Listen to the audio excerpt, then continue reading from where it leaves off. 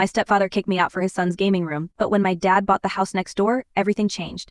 I never imagined I'd be kicked out of my childhood home, especially not by my stepfather, but that's exactly what happened last week, and I'm still reeling from the shock and hurt of it all. To understand how I got here, I need to go back a bit. My mom, Lisa, was the heart of our family. She was warm, caring, and always put my dad and me first. We were a tight-knit trio, and even though my dad's job as a corporate lawyer kept him busy, we always made time for family dinners and weekend outings. Mom was a teacher, and she had this incredible way of making learning fun. She's the reason I developed a love for reading and history.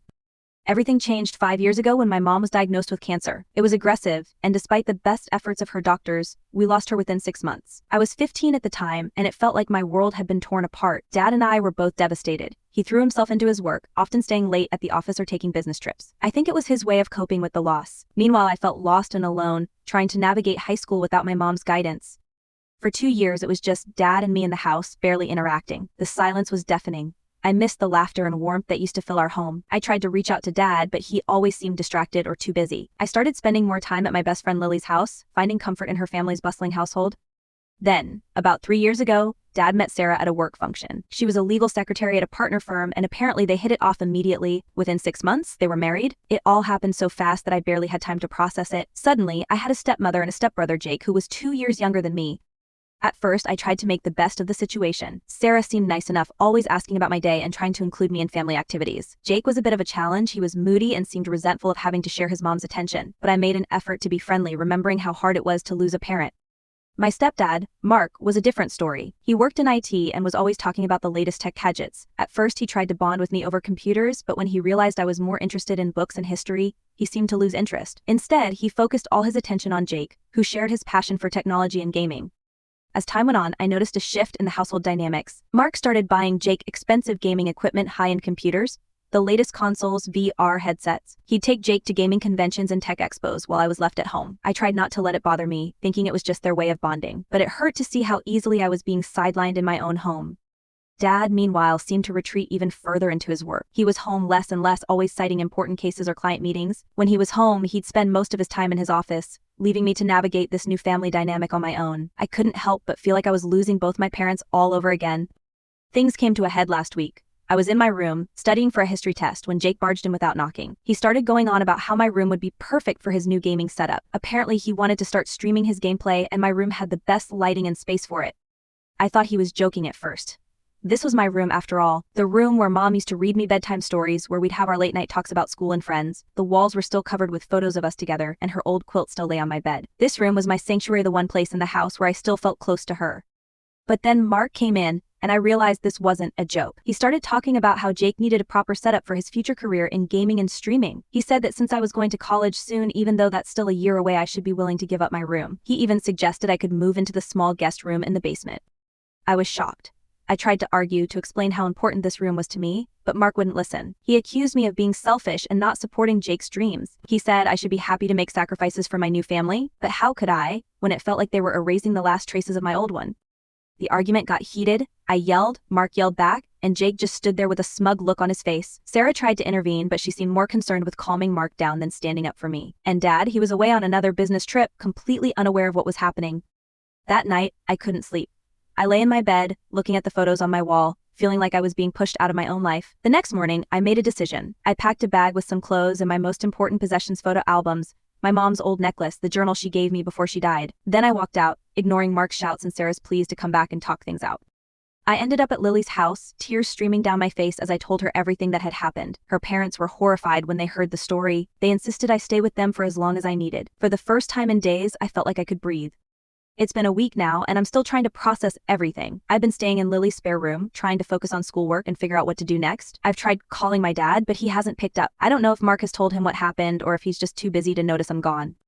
Yesterday, I finally worked up the courage to call my Aunt Rachel, my mom's sister. We haven't been close since Mom died. I think it was too painful for both of us. But I remembered how she always told me to reach out if I ever needed help. When I told her what happened, she was furious. Without hesitation, she offered to let me come stay with her. She lives in a nearby city, about an hour away. It would mean changing schools for my senior year, but at this point, I'm willing to do anything to get out of this situation. Rachel is coming to pick me up tomorrow. I'm going to go back to the house one last time to get the rest of my things. I'm dreading it, but I know I need to do it. I can't leave behind the photos and mementos of my mom. They're all I have left of her now. I keep wondering if I'm making the right decision. Am I overreacting? Should I have tried harder to make things work with Mark and Jake? But then I remember how it felt to be constantly sidelined in my own home, to have my feelings and my history dismissed so easily. I don't think I could have stayed there any longer without completely losing myself. I don't know what the future holds. I'm scared about changing schools, about being away from Lily and my other friends. I'm worried about what will happen when my dad finally realizes I'm gone. But for the first time in a long time, I feel like someone is putting me first. And right now, that's what I need most. Update 1. It's been about a month since my last post, and a lot has happened. First of all, I want to thank everyone who offered support and advice. Your kind words meant more to me than you can know. The day after my last post, Rachel came to pick me up. Going back to the house to get my things was even harder than I expected. Mark tried to stop me, saying I was overreacting and that we needed to sit down and talk things out. But Rachel stood up for me, telling Mark in no uncertain terms that he had no right to kick me out of my own home. Seeing her stand up for me like that reminded me so much of my mom. For the first time since this whole mess started, I felt like someone was truly on my side. As we were leaving, Sarah tried to talk to me. She was crying, saying she never meant for things to go this far. Part of me wanted to forgive her, to believe that she really cared. But then I remembered how she stood by and let Mark treat me like an outsider in my own home. I couldn't bring myself to comfort her. Jake, meanwhile, just glared at me from the top of the stairs. I guess he was angry that his plan to take over my room hadn't worked out. The drive to Rachel's place was quiet. I spent most of it looking out the window, watching my childhood neighborhood disappear in the rearview mirror. Rachel tried to make conversation, telling me about the spare room she'd set up for me and how she'd talked to the local high school about enrolling me for my senior year. I appreciated her efforts, but I was too overwhelmed to engage much. When we got to Rachel's house, I was surprised by how much it reminded me of the home I grew up in. She and my mom had similar tastes, and seeing photos of my mom on the walls brought tears to my eyes. Rachel gave me space to settle in, telling me to take as much time as I needed. The first week at Rachel's was a blur. I spent most of it in my new room, unpacking and trying to make sense of everything that had happened. Rachel would check on me regularly, bringing me meals and sitting with me when I felt up to talking. She shared stories about my mom that I'd never heard before, and for the first time in years, I felt close to her memory again. About a week after I moved in, I finally heard from my dad. It turns out Mark hadn't told him anything about what happened. When my dad couldn't reach me at home, he called Rachel and she filled him in on the situation. To say he was furious would be an understatement. My dad immediately flew back home and confronted Mark. According to what he told me later, it was a pretty intense argument. Mark tried to justify his actions, saying that he was just trying to support Jake's future career. But my dad wasn't having any of it. He pointed out that the house and everything in it was paid for with his money, and that Mark had no right to kick me out. The confrontation ended with my dad telling Mark and Sarah to leave. He said he wouldn't support people who would mistreat his daughter. Mark and Sarah tried to argue, but my dad stood firm. He gave them a week to find a new place and move out.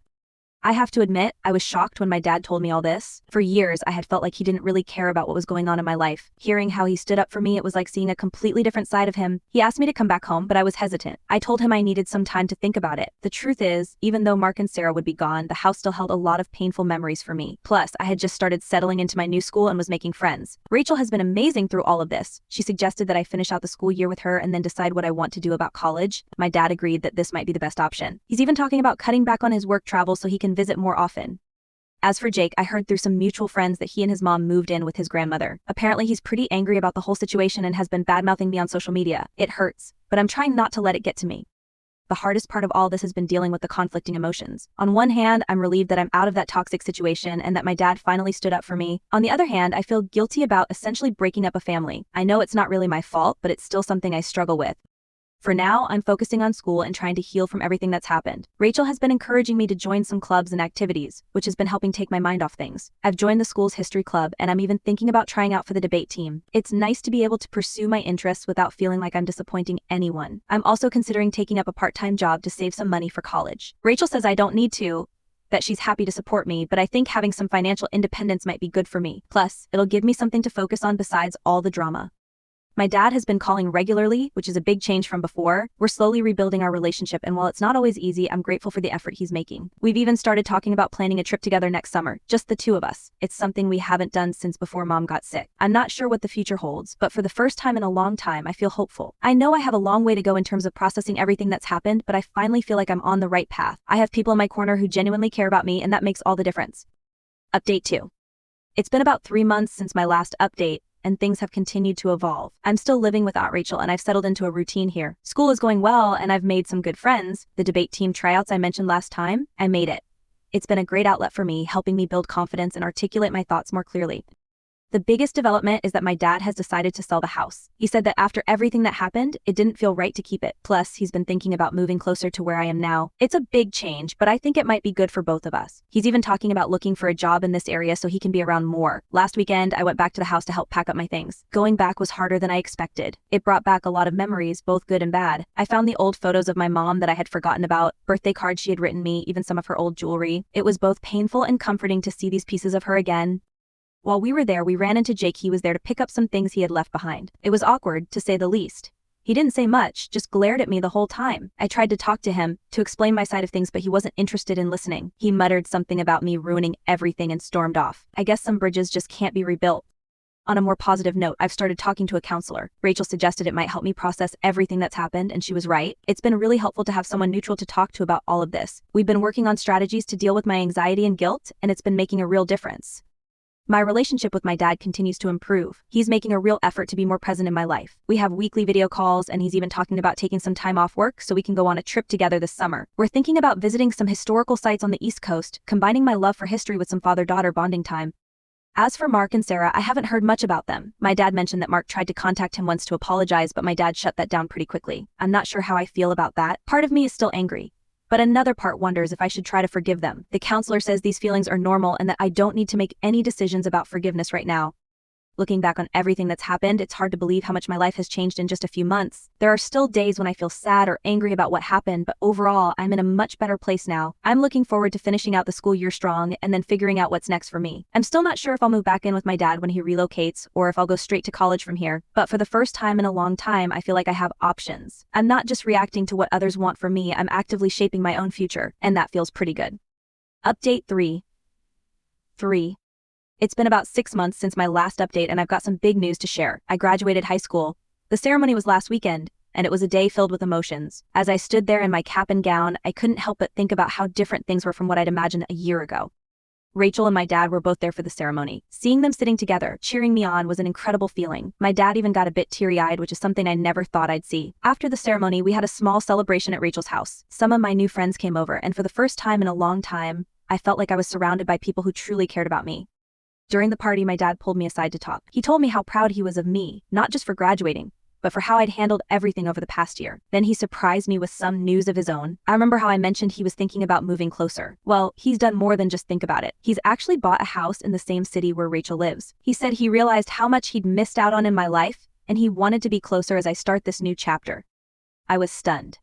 Part of me was thrilled at the idea of having my dad nearby, but another part was worried. What if things went back to how they were before, with him being distant and uninvolved? When I expressed these concerns, he assured me that things would be different this time. He's even talking about cutting back on his work travel to spend more time at home.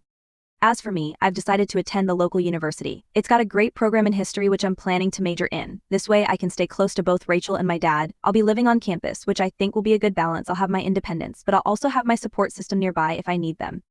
In other news, I recently ran into Sarah at a local coffee shop. It was awkward at first, but we ended up talking for a while. She apologized for everything that happened and explained that she and Mark had separated. She said the whole incident had made her realize how she'd allowed Mark to mistreat me, and she felt terrible about it. While I'm not ready to forgive and forget, it was a conversation that gave me some closure. I haven't heard anything from Mark or Jake, and honestly, I'm okay with that. The counselor has helped me realize that I don't need their approval or forgiveness to move on with my life. I'm focusing on the relationships that are positive and supportive. As I pack up my things to move into my dorm room, I can't help but reflect on how much has changed in a year. Last summer, I felt lost and alone, like I didn't belong anywhere. Now, I feel like I have a real support system and a future to look forward to. There are still challenges ahead, of course. Starting college is a big step, and I'm nervous about making new friends and keeping up with the workload, but I'm also excited about the opportunities ahead. I'm looking forward to diving deeper into historical studies, maybe even joining the university's history club or student newspaper. My relationship with Rachel has grown stronger over the past year. She's been more than just a place to stay. She's become a true mentor and friend. We've talked about her staying involved in my life, even with my dad moving closer, and I'm grateful for that. She's helped me connect with my mom's memory in ways I never expected. As for my dad, we're still working on our relationship. It's not perfect, but it's better than it's been in years. We're planning to have weekly dinners once he's settled in his new place. And he's even talking about taking a history class at the local community college so we can have more to talk about. To everyone who's followed my story and offered support along the way, thank you. Your kind words and advice have meant more than you know. As I start this new chapter of my life, I feel cautiously optimistic. I know there will be challenges ahead, but I also know that I'm stronger than I was a year ago. I've learned the importance of standing up for myself and surrounding myself with people who truly care about me.